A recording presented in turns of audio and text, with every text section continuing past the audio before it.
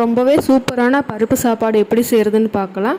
அதுக்கு ஒரு குக்கர் வச்சு குக்கரில் 3 ஸ்பூன் தேங்காய் எண்ணெய் ஊற்றி, தேங்காய் எண்ணெய் சூடானதும் 1 ஸ்பூன் கடுகு, 2 பல்லாரி வெங்காயம் போட்டு நல்லா வணக்கிக்கோங்க. வணங்கினதும் 2 பச்சை மிளகாய், கொஞ்சோண்டு கருவேப்பில் போட்டு அதையும் சேர்த்து வணக்கிட்டு, இது நல்லா வணங்கின அப்புறம் ஒரு தக்காளி எடுத்து அதையும் சேர்த்து வணக்கிக்கோங்க. வணங்கின உடனே இங்கே 6 பல் பூண்டு, 1 துண்டு இஞ்சி, 1 ஸ்பூன் சோம்பு, 1 ஸ்பூன் சீரகம் இதையும் தட்டி இதில் ஆட் பண்ணிக்கோங்க. கூடவே 1 ஸ்பூன் குழம்பு மிளகாய் தூள், 1 ஸ்பூன் மஞ்சள் தூள் சேர்த்து வணக்கிக்கோங்க. நான் இங்கே 1.5 டம்ளர் அரிசி, 1/2 டம்ளர் பருப்பு எடுத்திருக்கேன். அதுக்கு 2 சொம்பு தண்ணி ஊற்றுறேன். தண்ணி கொதிக்கல தேவையான அளவு உப்பு போட்டுக்கோங்க. தண்ணி கொதிச்சு வரையில் அரிசியும் பருப்பையும் சேர்த்து 3 விசில் விட்டு எடுத்தீங்க அப்படின்னா எம்மையான பருப்பு சாப்பாடு ரெடி. நீங்களும் செஞ்சு பார்த்து எப்படி இருக்குன்னு கமெண்ட் பாக்ஸில் கமெண்ட்